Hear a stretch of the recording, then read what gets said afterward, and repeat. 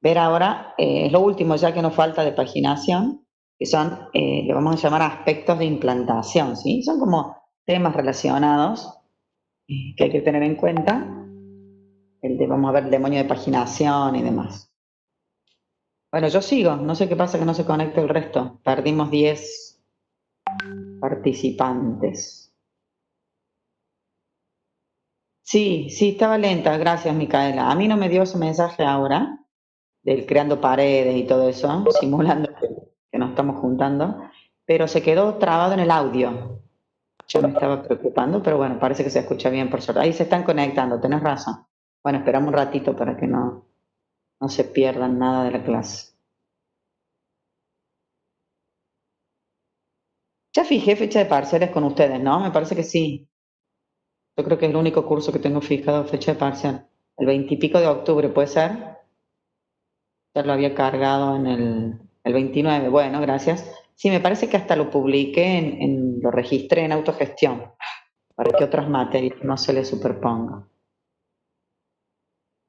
No, el tema, bueno, no les digo nada del coloquio porque todavía no sé, pero la idea, todavía no, mientras entran sus compañeros les voy, como verán, no puedo estar callada, así que hablo.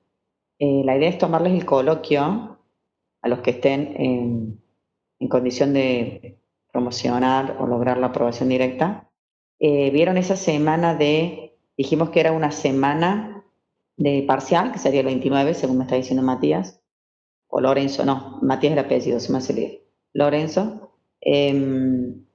La próxima semana, a ver, 30, 31, 1, 2, 3, 4, el 5 a lo mejor, el 5 de noviembre, esa semana, que sería la devolución del parcial y demás, tratar de esa clase aprovechar y a los que les haya ido bien en el parcial, o sea, los que ya tengan 8, 8, 10, 10, 9, 9, lo que sea, tomarles durante esa clase el coloquio, ¿sí? Y después, la semana siguiente, haríamos el recuperatorio, que sería la última semana de clase, y quienes saquen nota, o sea, o que después del recuperatorio estén en condiciones de promocionar, ahí sí ya el coloquio veríamos qué día se los tomamos, esa sería la primera semana, el primer turno de examen, algún día, un sábado, no sé, ya veríamos cuándo. Ese es mi plan, ¿sí? Más o menos, porque ustedes son muchos, y normalmente el curso 2K2 son muy aplicados todos los años, entonces hay muchos alumnos que están en condiciones de promocionar. Entonces por eso había pensado organizarme así. Si les parece bien, haríamos eso. El coloquio no sería de todos los temas de la materia, porque si no es como que lo estarían rindiendo, sino que yo les voy a asignar algunos temas, algunos, ya vemos cómo, si una unidad o un tema, y ustedes estudian solo eso para el coloquio, ¿sí? Sería como un premio para aquellos alumnos que sacaron buenas notas, ¿tá? No nos damos la promoción directa, como se hace todos los años, por el tema de la toma de parciales virtuales, ¿sí? Bueno, ¿se entendió más o menos la idea? Claro, o sea, no sería estudiar toda la materia porque si no, no tiene sentido. Yo calculo que va a ser una unidad, o sea que nos dividimos, algunos alumnos estudian una unidad, otros estudian otra unidad, y después hacemos una videoconferencia y yo les hago preguntas sobre esa unidad, ¿tá? Dependiendo de la cantidad de alumnos que seamos, a lo mejor se me había ocurrido, sobre todo ustedes que son muchos, hacer una videoconferencia entre 5, por ejemplo. Entonces nos conectamos los 5 con cámara encendida y yo les digo, bueno, a ver, Nicolás, tal cosa, les hago una pregunta, Giovanna, otra pregunta. Y así vamos haciendo como un ping-pong de preguntas, yo voy anotando cómo me la van respondiendo y, y ahí se decide si logran la promoción o no. ¿Les parece? Porque eso es lo que voy a proponer en reunión de cátedra. Así que bueno, eso es lo que se me había ocurrido. Bárbaro, bueno, ahí tengo varios sí, así que como para tratar de ser justo, ¿sí? No tiene sentido solo estudiar toda la materia si se sacaron buenas notas. Bien, ¿es aprobado con nota? Que el coloquio y el coloquio es aprobado o no, básicamente, Micaela, porque vos ya tenés notas, por ejemplo, si te sacaste 9,9, yo voy a mantener esas notas, ¿estamos? tratamos que sea aprobado o no, como para que me sea más sencillo, porque si yo me tengo que poner a calcularle una nota a cada uno, me va a llevar mucho más tiempo tomarles el coloquio, ¿sí? Bueno, ya vemos, o les hago 10 preguntas y voy marcando qué porcentaje le pongo a cada pregunta, pero me parece que me llevaría más tiempo. Bueno, seguimos entonces. Me faltan todavía 6 alumnos, pero ya si no se conectaron se ve que se fueron, no sé. Habrán tenido cosas que hacer. Seguimos entonces. Acá dice que la paginación, fíjense, funciona mejor cuando hay suficientes marcos libres cuando se produce un fallo de página. ¿Qué significa esto? Creo que habíamos planteado un ejemplo de que estábamos en el aula, habían 30 bancos, supongamos, bueno, nosotros somos como 70, pero bueno, supongamos que hay 30 alumnos sentados, hay 30 bancos, y yo tengo que hacer ingresar al aula 3 alumnos nuevos. ¿Qué tengo que hacer? Ponerme a elegir entre los 30 alumnos que hay en el aula, cuál es el que está más desatento, aburrido, no toma apuntes y demás, o está mirando el celular. Entonces lo voy a sacar de su banco, le voy a decir que salga del aula, para que en ese lugar pueda sentarse alguno de los 3 alumnos que están esperando afuera. Eso a mí me va a llevar tiempo. Sería mucho mejor que alguien, un bedel, por ejemplo, alguien, se encargue de tomar esa decisión, entonces me garantice que siempre haya en el aula 5 bancos libres, es decir, con ningún alumno, 5 bancos desocupados. ¿Eso qué ventajas tendría? Que cuando yo necesito hacer ingresar 3 alumnos, directamente los hago pasar porque en el aula físicamente tengo disponibles 3 bancos. Ese ejemplo se puede aplicar en la memoria asignada a los procesos. Entonces, ¿para qué voy a esperar que se me llene la memoria RAM? Porque cuando se produce un fallo de página, recién ahí te ejecuto el algoritmo de reemplazo de página, analizo el bit R, analizo el bit M, me fijo si qué página sacar, todo eso va a llevar tiempo. Y el pobre proceso que ocasiona el fallo de página va a tener que esperar mucho para que se cargue la página que le hace falta y pueda continuar con su ejecución. Entonces, ¿qué se hace? En la actualidad existe lo que se llama un demonio de paginación, que este demonio tiene la función de garantizar que siempre haya marcos libres en la memoria RAM. Sería la función de este bedel que dimos como ejemplo, que garantice que siempre haya algunos bancos, algunas sillas vacías en el aula, ¿sí? El objetivo siempre es agilizar el proceso. Eso es lo que quiero que se den cuenta. Como todos queremos que nuestros procesos se ejecuten rápido, rápido, rápido, entonces ese sería el objetivo de esto que estamos analizando, que sería nuestro demonio de paginación. ¿Qué es el demonio de paginación? Es un proceso del sistema operativo que se ejecuta en segundo plano, que sería en segundo plano. Primero, ¿qué es un demonio? Un demonio es un proceso que está dormido, está inactivo la mayor parte del tiempo, cada cierto tiempo se despierta, se activa, hace algo y se vuelve a dormir. Eso es un demonio. El sistema operativo, en su funcionamiento, tiene muchos demonios, es decir, se llaman daemons, ¿sí? Sistemas operativos normalmente manejan muchos demonios. Entonces, en este caso, nuestro demonio, que es el demonio de paginación, la función que tiene es garantizar que existan suficientes marcos libres en memoria RAM. Ah, bueno, acá estaba el concepto de qué hace un demonio. Acá les puse que permanece inactivo por un tiempo, se despierta y libera la memoria si es necesario, garantizando una determinada cantidad de marcos libres. Por ejemplo, si yo le digo al demonio o le configuro que siempre tienen que haber 5 marcos libres, si se despierta y hay solo 3, entonces va a ejecutar 2 veces el algoritmo de reemplazo de página y va a extraer 2 páginas, ¿sí?, de memoria para tener 5 marcos libres. Si cuando se despierta ya hay 5 marcos libres, se vuelve a dormir tranquilo porque ya, ya había esa cantidad de marcos libres en la memoria. Este demonio de paginación, cuando selecciona qué página extraer de la memoria, acuérdense que él es el que se encarga de analizar el bit M famoso nuestro para ver si esa página que tiene que extraer se modificó. En caso que haya sido modificada, se tiene que actualizar en el disco, ¿sí? ¿Y quién es el demonio de paginación? Es el proceso que realmente ejecuta el algoritmo de reemplazo de páginas, ¿tá? Entonces, fíjense que cuando se produce un fallo de página, no se ejecuta en ese momento el algoritmo de reemplazo de página, sino que para agilizar el tema de la carga de la nueva página en la memoria RAM, existe este demonio de paginación, ¿sí? Como para que rápido, cuando se produzca un fallo de página de un proceso, el sistema operativo directamente, como siempre hay lugar libre en RAM, busca la página y directamente la lleva a RAM.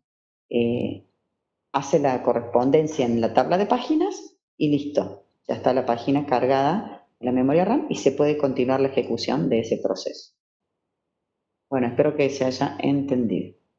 Vamos a ver qué sucede cuando se produce un fallo de página, es decir, cómo vamos a ver diferentes pasos o diferentes secuencias de pasos cada vez que se produce un fallo de página. Primero, cuando se intenta leer una página que no está cargada en RAM, ¿cómo me doy cuenta que una página no está cargada en RAM? A ver, ¿alguien se da cuenta? ¿Cómo el sistema operativo se da cuenta que una página no está cargada en RAM? ¿A través de qué? Que vimos alguna de las clases pasadas. En la tabla de páginas hay algo que me dice si esa página está en RAM o no. ¿No se acuerdan? Era un bit. Ah, muy bien, el bit. No, el bit R no. No se acuerda el nombre. Bit presente ausente, ¿sí? Ese bit, si estaba en 0, es porque esa página no está cargada en RAM. Entonces, cuando el sistema operativo ve que esa página no está cargada, mejor dicho, la MMU es la que ve el bit presente ausente en 0, ahí se ejecuta un trap, una interrupción al kernel, ¿sí? Y se avisa que no se puede continuar la ejecución de ese proceso. ¿Por qué? Y porque no tiene todos los datos que le hacen falta. Intenta leer una dirección que no está cargada, o sea, intenta leer una página que no está cargada en RAM.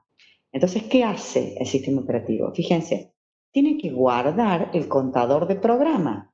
Si ustedes se acuerdan, el contador de programa decía o apuntaba a la siguiente instrucción que teníamos que ejecutar, ¿sí? ¿Eso por qué? Y porque hay que interrumpir la ejecución de ese programa, buscar la página en disco y recién después se va a poder continuar con la ejecución de ese programa, ¿sí? Entonces, ¿cómo sé en qué parte del programa voy a continuar la ejecución? Porque hay que guardar el contador, se me fue el mouse, ahí está. Hay que guardar el contador de programa en la pila, ¿sí? Bien. Una vez que hacemos eso, el sistema operativo detecta ese fallo, se da cuenta qué página virtual se necesita, comprueba los bits de protección, ¿sí? Los bits R, W y X, y lo que hace es, primero, ver si hay marcos disponibles, es decir, que si el demonio de paginación hizo bien su trabajo, va y busca la página directamente. Si no hay marcos disponibles, porque justo, bueno, pasó un tiempo que estaba dormido el demonio y se ocupó de golpe la memoria, se ejecuta el algoritmo de reemplazo de páginas, ¿sí? O se lo puede despertar al demonio para que él libere espacio en RAM. Si la página, bueno, a extraer, eso ya lo vimos recién, tiene el bit en M1, se graba en el disco esa página. En ese caso, después de hacer todo ese lío, se realiza lo que se llama una conmutación de contexto. ¿Qué significa eso? Ese proceso que se estaba ejecutando no se puede ejecutar por el momento. Entonces, se lo tiene que sacar del micro. Acuérdense que cuando se ejecutaba un proceso, en el microprocesador hay registros y esos valores de los registros tienen que ser respaldados en el bloque de control del proceso. ¿Se acuerdan? Eso lo vimos en la unidad de procesos. Entonces, a eso se llama cambio de contexto o conmutación de contexto. Se detiene ese proceso que produjo el fallo momentáneamente. se va a detener y se va a guardar. Acuérdense que habíamos guardado el contador de programa para saber dónde retomarlo. El sistema operativo se encarga de pedir la página o de buscar la página en el disco, mientras se está trayendo la página desde el disco a la memoria RAM, el micro puede ejecutar otro proceso para aprovechar ese tiempo, ¿sí? Cuando la página llega a la memoria RAM, es decir, cuando se traslada la página de disco a la memoria RAM, hay que actualizar la tabla de páginas hay que encender el bit presente-ausente, hay que poner en qué número de marco de página está cargada esa página, ¿sí? En qué dirección de memoria está cargada, es decir, que se actualiza esa tabla de página y ahí recién se vuelve a hacer un cambio de contexto y se puede continuar ejecutando el proceso que había ocasionado el fallo, ¿sí? Acá les puse, se recuperan los valores de los registros del microprocesador, del bloque de control de ese proceso, se busca el valor del contador de programa y se ejecuta la siguiente instrucción, ¿sí? Bueno, todo ese lío hace el sistema operativo cada vez que se produce un fallo de página. Es bastante complicado, ¿ah? Pero bueno, así está funcionando hoy en día. La técnica que se está usando es la paginación, por eso que le dedicamos varias clases a esta técnica, porque es lo que se está usando hoy en día. Además, hay que ver otro tema que se llama bloqueo de páginas en memoria. ¿Qué significa esto? Cuando nosotros tenemos páginas relacionadas con operaciones de entrada-salida, no conviene que el demonio de paginación elija esas páginas para extraer de la memoria. Por ejemplo, supongamos que necesitamos datos de un archivo que están grabados en disco. Entonces el sistema operativo le va a dar la orden al driver, al controlador, para que busque ese archivo y lo lleve a la memoria RAM. Si justo, a ver, yo me voy a volver al mejor, así me entienden más. Si justo, por ejemplo, acá, si justo el sistema operativo está cargando datos en este espacio de memoria, donde dice A5, el driver está volcando datos desde el disco a la memoria RAM, y justo el algoritmo de reemplazo de páginas, el demonio, elige sacar la página A5, va a haber una inconsistencia. ¿Por qué? Porque va a haber alguien que está escribiendo en ese trozo de RAM mientras alguien quiere sacar ese contenido de la memoria RAM. Es como si ustedes estuvieran escribiendo en un cuaderno y yo les quito el cuaderno. Ustedes se van a quedar escribiendo en el aire, como quien dice. Se produce como una inconsistencia. Entonces, para que no pase eso, esa página que está afectada a una operación de entrada-salida, el sistema operativo la bloquea. Le enciende un bit, que es ese bit de caché que habíamos visto en la tabla de páginas, para que el demonio de paginación, cuando haga la elección de qué página extraer en la memoria, no mire la página A5, no la tenga en cuenta. ¿Sí? A eso se refiere lo de, bueno, esperen que vuelva a donde estaba.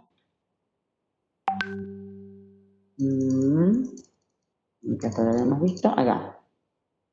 Ese es el objetivo entonces, no eliminar páginas que están realizando operaciones de entrada-salida. Espero que se haya entendido la idea. ¿Ah? Acá les puse un ejemplo, si un proceso está esperando datos desde el disco y otro proceso genera un fallo de páginas, podría darse la grandísima casualidad que, fíjense, acá aparece el tema de la política global. ¿Se acuerdan que recién vimos la política de asignación local y global?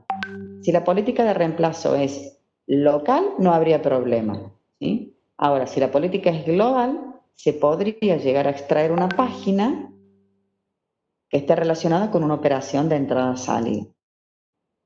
Entonces, ¿cuál es la solución? Bloquear, simplemente con un bit se las bloquea.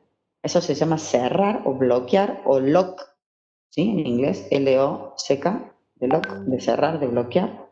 Las páginas que están afectadas a operación de entrada-salida. ¿Sí? ¿Se entendió la idea?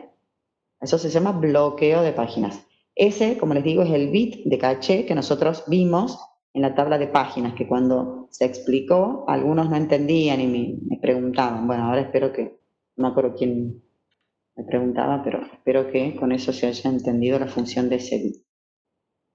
Y por último, si no me equivoco, esta es la última partecita de paginación, existe lo que se llama almacenamiento de respaldo. ¿Qué significa eso?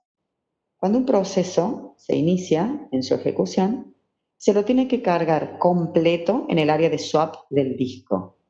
Ese área de swap del disco se llama almacenamiento de respaldo. Desde el disco, acá tengo, a ver, espera, ya que hice la presentación, vamos a hablar de acá.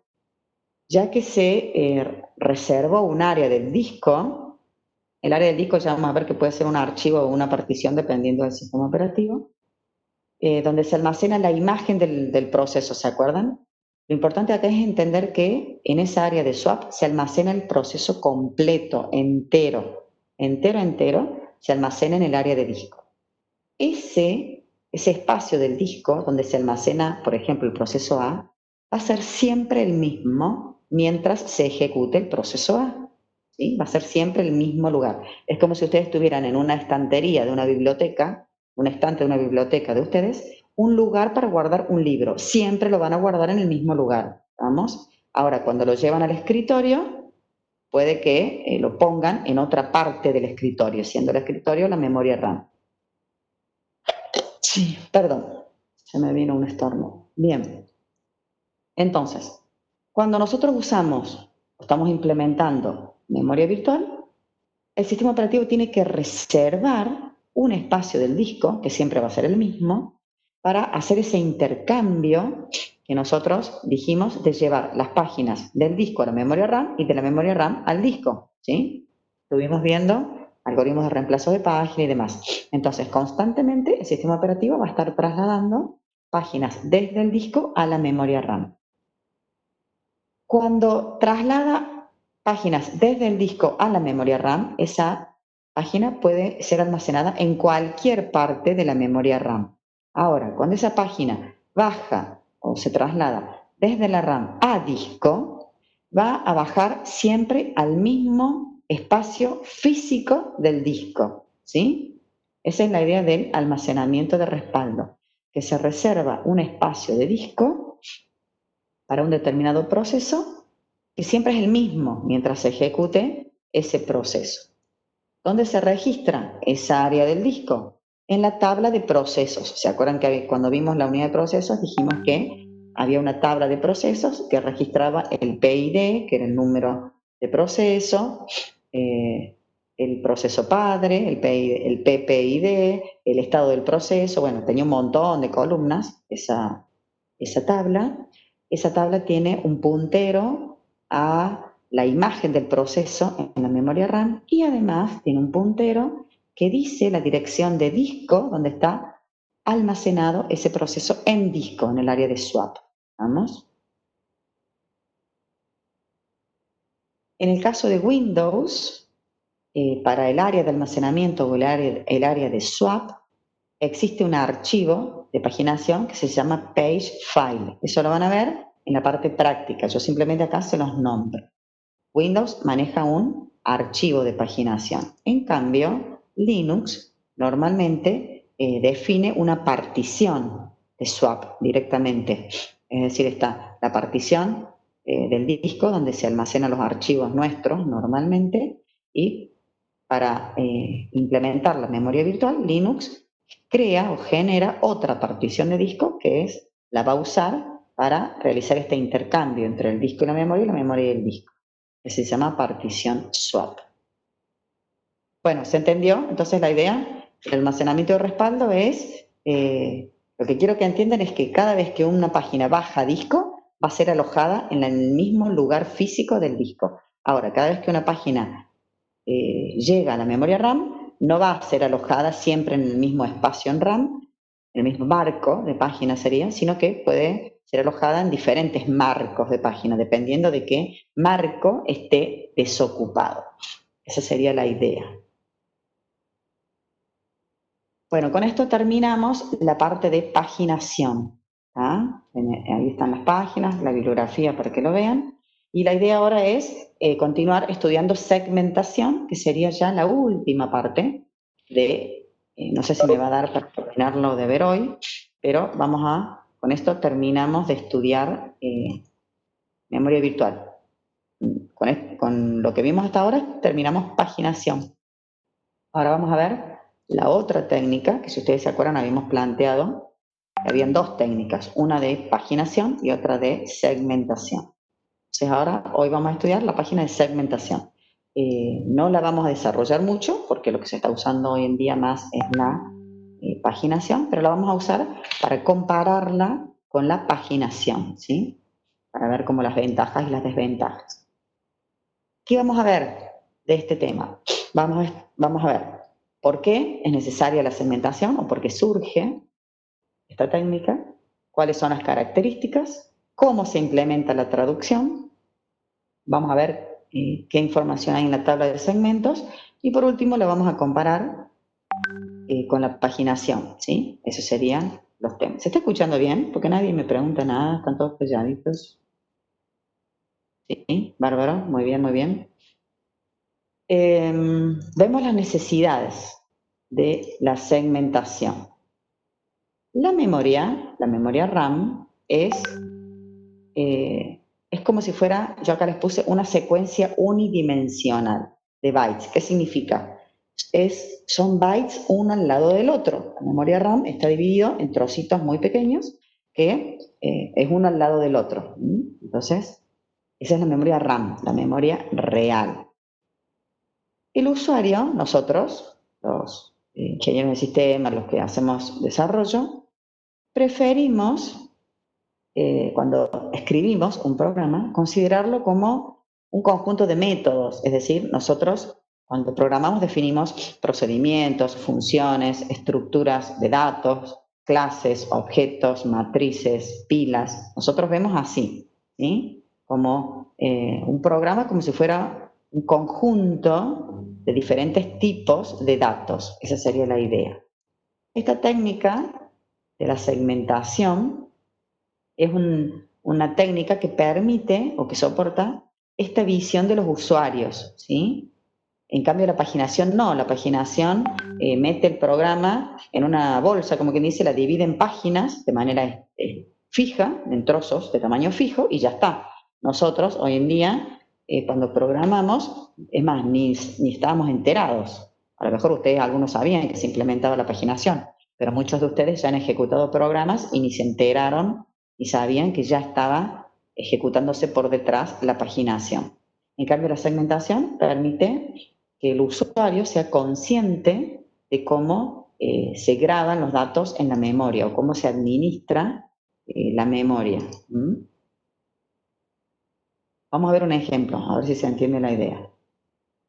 Un compilador, vamos a ver un compilador, ¿sí? Grabado en un trozo de memoria RAM. Entonces, un compilador normalmente cuando se ejecuta genera muchas tablas. Acá yo le hice un dibujo, a ver, pero una animación, a ver si sale. Ahí está.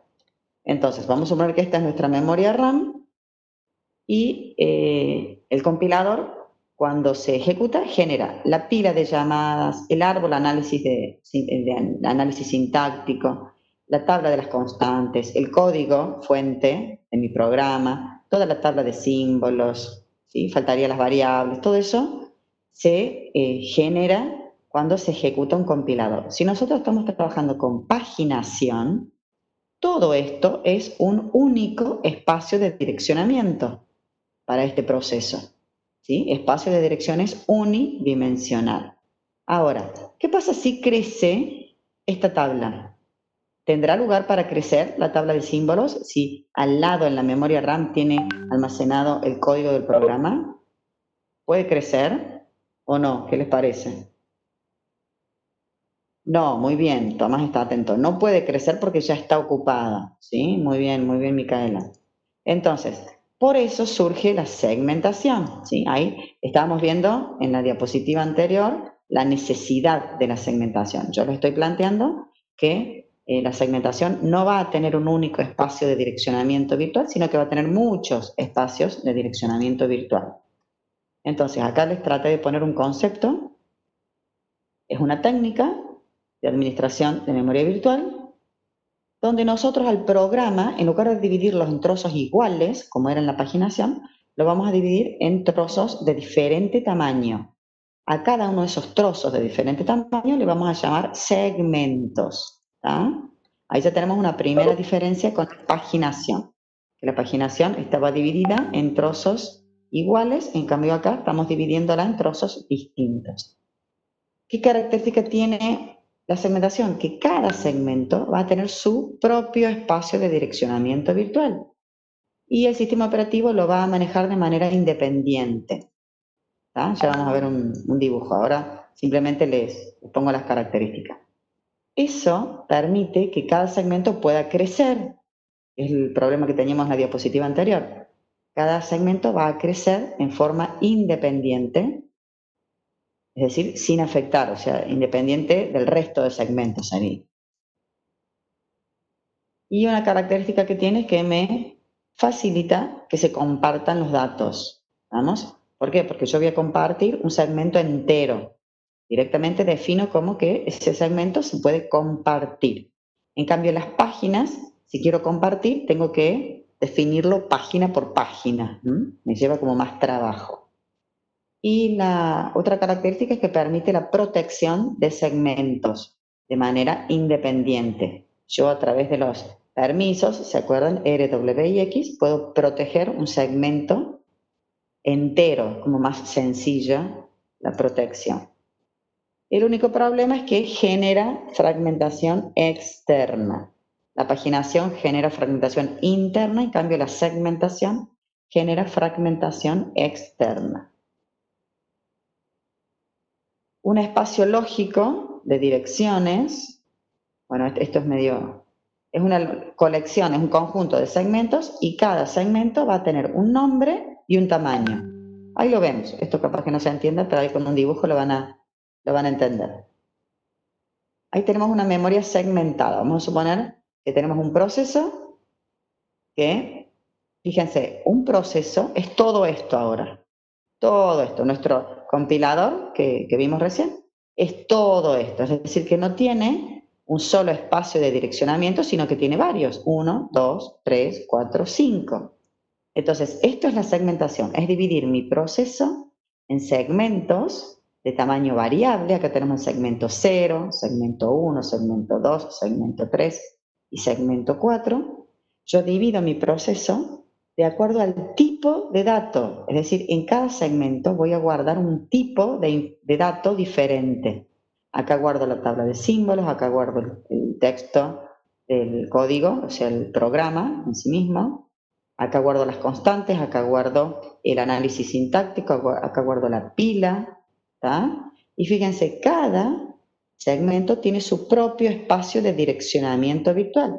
Este va de 0 a 20K, este va de 0 a 12K, es decir que no tengo un único espacio de direccionamiento virtual por cada proceso, sino que dentro de cada proceso voy a tener muchos espacios de direccionamiento virtual. ¿Cuántos espacios voy a tener de direccionamiento virtual por cada proceso? A ver si alguien se da cuenta. ¿Cuántos espacios de direccionamiento virtual voy a tener por cada proceso? 3. ¿Por qué 3?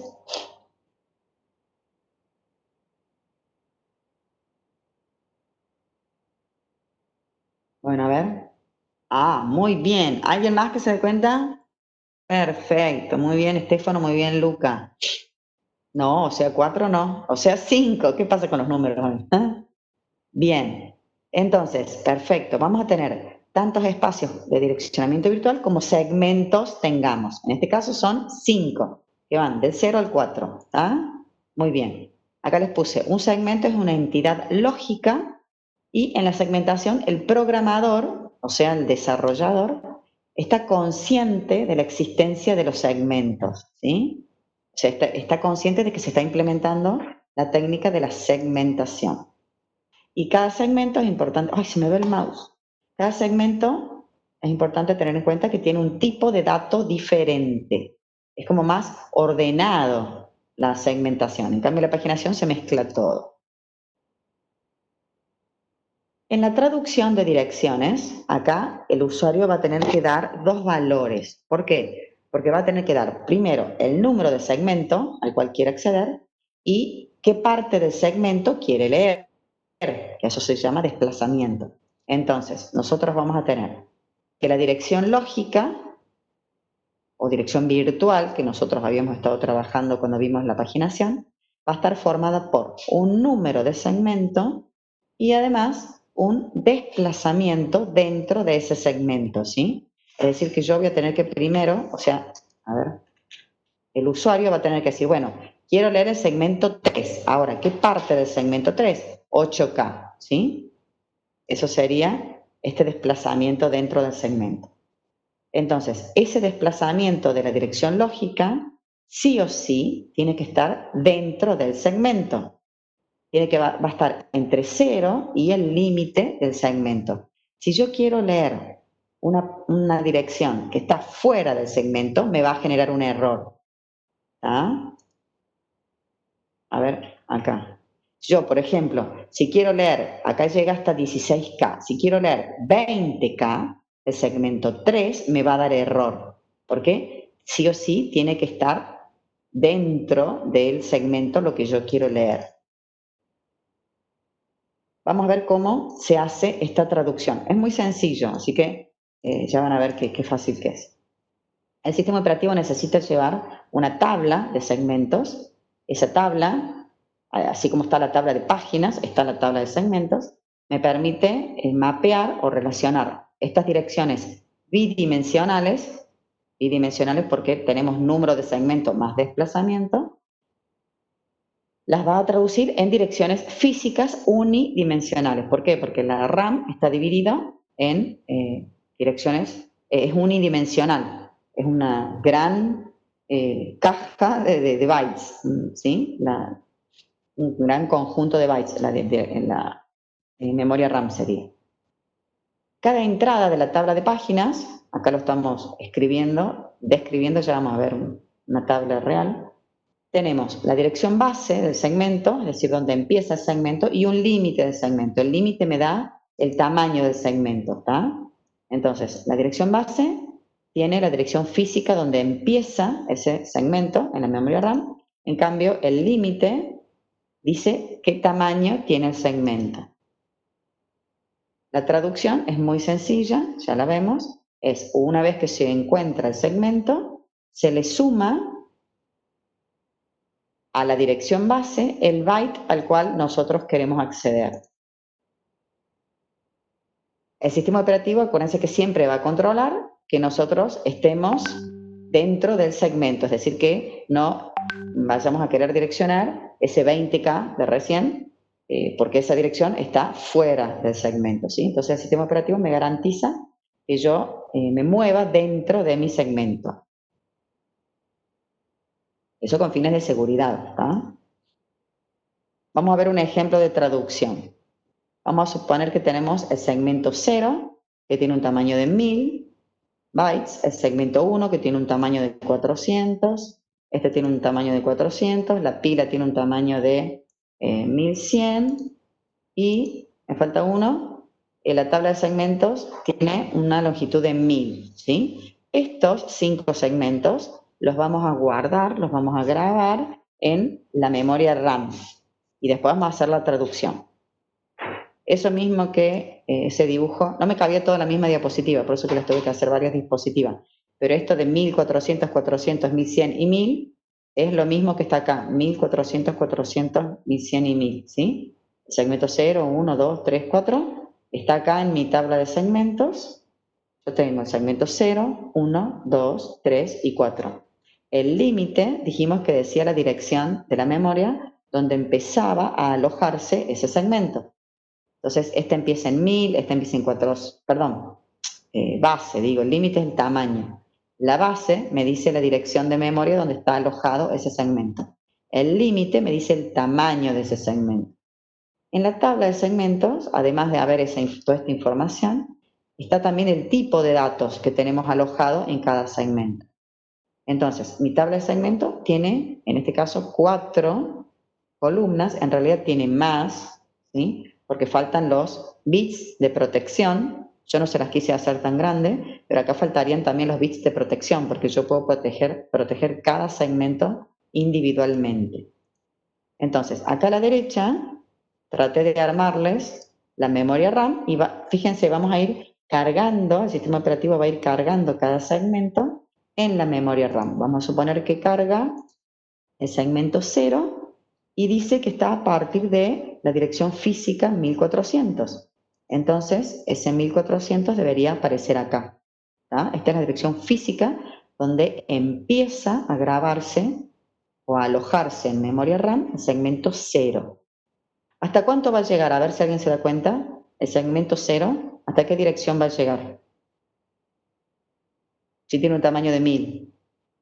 Muy bien, están atentos, perfecto. Ahí está, uy, hice un clic de más. Va a llegar hasta el 2400. Este sería el desde y este sería el hasta. Lo que hace el sistema operativo es controlar cada vez que se traduce una dirección que esté dentro de 1400, 1500, 1600, 2100, 2400. A ver, una pregunta. Sí, no hay problema, Agustina, no hay ningún problema. ¿Ya es la hora? ¿Qué hora es? A ver. Ah, bueno, un poquito más, no, me parece que no vamos a poder terminar de ver segmentación, qué lástima. Bueno, tratamos de ver esto nomás y terminamos me faltó re poquito, pero bueno. Así hacemos lo mismo con el segmento 1, vamos a almacenarlo, acá dice el segmento 1 a partir de 6300, entonces ahí está mi 6300. El segmento 2 dice a partir de 4300, entonces ahí vamos a poner 4300. El segmento 3 dice a partir de la dirección física o registro base, o dirección base, perdón, 3200, entonces acá debería aparecer el 3200. Bueno, espero que se entienda. Y por último el segmento 4 dice que está en la 4700, entonces ahí dice, debería decir 4700. Bueno, acá les puse 5700 porque el segmento 4 tiene un tamaño de 1000, ¿sí? Entonces vas de 4700 a 5700. No les puse todos los límites porque no, me quedaba lleno de números, acá los iba a marear. Entonces, así quedaron grabados todos los segmentos en memoria RAM. Ahora vamos a hacer una traducción. Vamos a intentar traducir una dirección virtual en dirección física. Entonces vamos a tener una dirección virtual o la dirección lógica. Ay, me avisa que se está por cortar. Bueno, intento darles esto, si se corta, no se reconecten, porque ya faltan 2 minutos para las 12. Trato de explicarles cómo se hace la traducción y terminamos. Tenemos la dirección lógica, entonces, esa dirección dijimos que estaba dividida en dos partes, un número de segmento y un desplazamiento. El número de segmento, vamos a suponer que queremos leer el byte 150 del segmento 2, ¿sí? Entonces, ¿qué se hace? Lo primero que hay que hacer es, con el número de segmento se entra a la tabla. Eso es parecido ¿se acuerdan que con el número de página entrábamos a la tabla? Bueno, acá pasa lo mismo.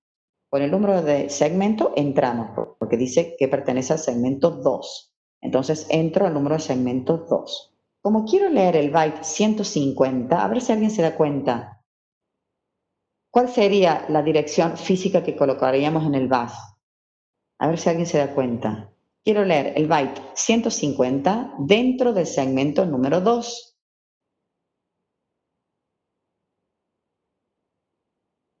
Ah, a ver, Lucas. Bueno, vamos a ver. Lucas ahí tiró un valor, vamos a ver si es cierto.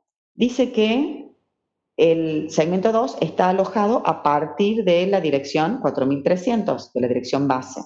Entonces lo que vamos a hacer es sumarle, fíjense, la dirección física es la dirección base más el número de byte al cual nosotros queremos llegar, que es 150. Entonces, si mi dirección base son 4300 y le sumamos 150, tal cual dijo Luca, me da, muy bien Luca, me da el 4450. Esa es la dirección física a la cual se va a acceder. El sistema operativo además controla que ese valor esté entre 4300 y, bueno, habría que sumarle, a ver, 4300 más 400 y 4700, ¿sí? Como está dentro de ese margen, lee pone ese valor en el bus de direcciones y accede a esa información. ¿Se entendió? Hasta acá vamos a llegar porque no me va a dar para ver, me deben faltar 2 o 3 diapositivas, pero bueno, no alcanzó el tiempo. ¿Se entendió? Es más sencillo, o sea, se traduce como más fácil la segmentación. Esto es segmentación pura que se llama. Bueno, damos por terminada entonces la clase de hoy y continuamos con esta última parte de segmentación que me falta y vamos a empezar ya con la unidad de entrada-salida, la siguiente clase.